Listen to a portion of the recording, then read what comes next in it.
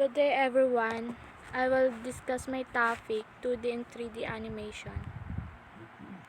2D animation is the traditional animation method that has existed since the late 180s. It is one drawing followed by another in slightly different pose followed by another in slightly different pose, so on and so on at 24 frames per second. This is an example of 2D animation. What is 2D animation, where it's used? It's one of the major type of animation. It's widely used for creating animated movies, cartoon, marketing videos, advertisement, educational materials, games, and so much more.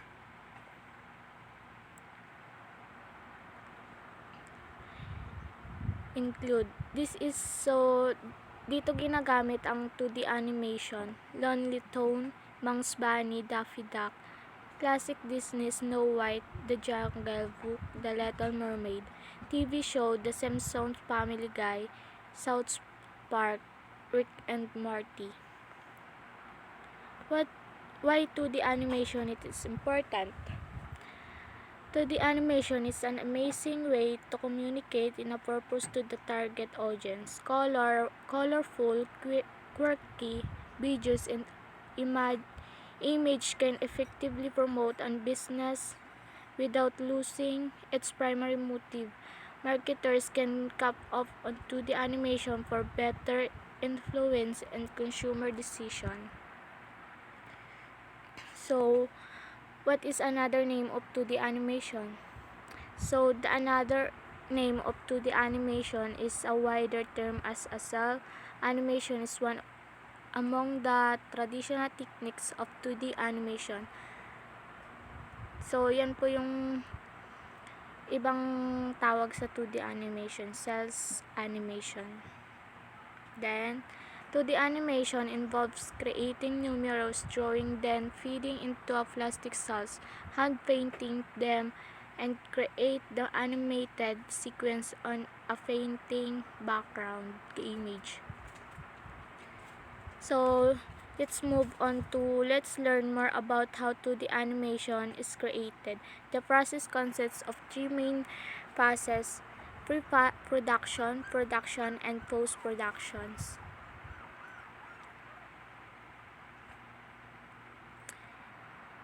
Pre-production process is the first stage of creating animations. During this stage, the animation team develops the story and writes the script of the animation, designs the characters, creates a storyboard, choose the color palettes, prepare the background.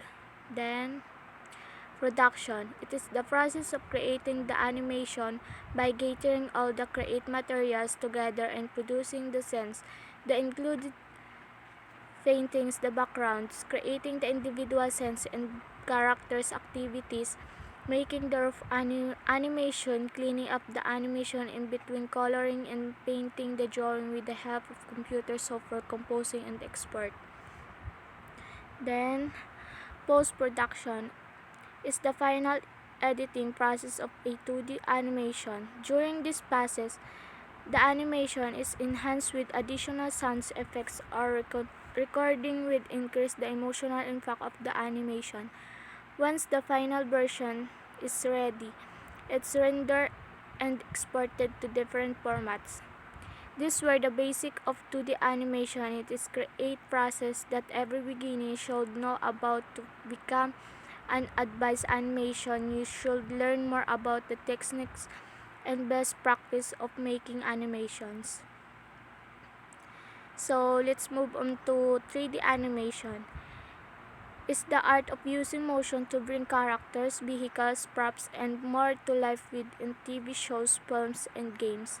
For example, in order to give a characters the right personality, trait, and movements, the animation needs to make sure that whoever's enriching the model does it with those things in mind. During the regions process, the characters given bones, skin, weights, and constraints that allow it to move on specific way.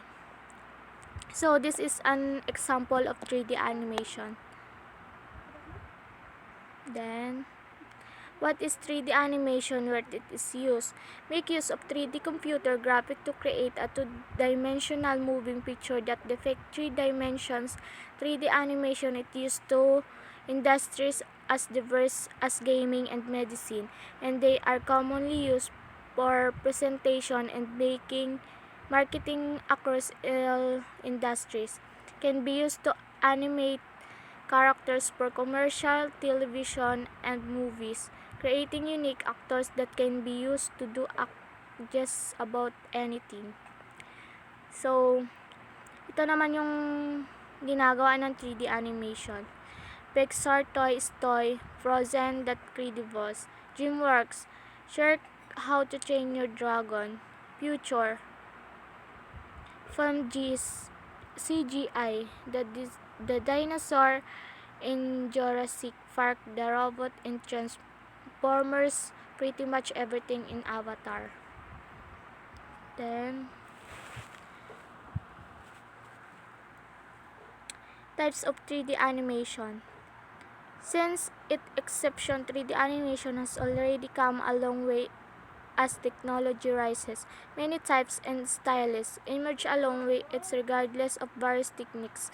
Its famous remain the same to create a realistic world for the audience. The 3 common 3D animation style today. Number 1. 3D video and films. Among the type of 3D animation, 3D animation in film is the most common. It is the 3D visual picture of moving image within a digital realm.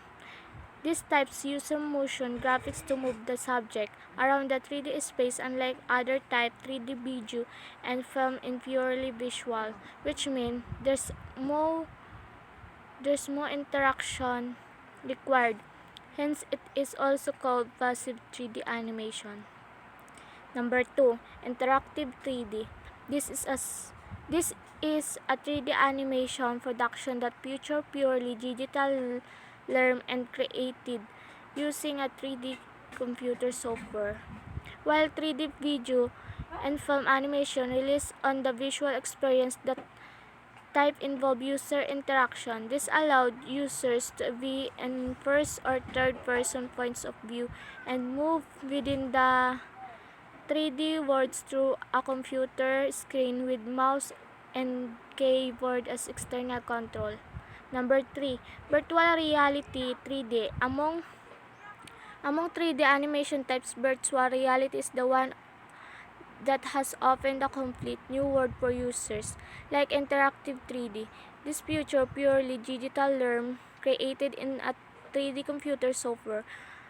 Virtual reality is used experience in a more immersive way. This type required a device such as Google Glass and Oculus to allow its user to interact with the physical space. Among the type of 3D animation, virtual reality 3D is the most immersive and complex to create. So, this is the difference between 2D and 3D animation. They are both very specific on their method, and animators understand that neither can be dismissed as easy.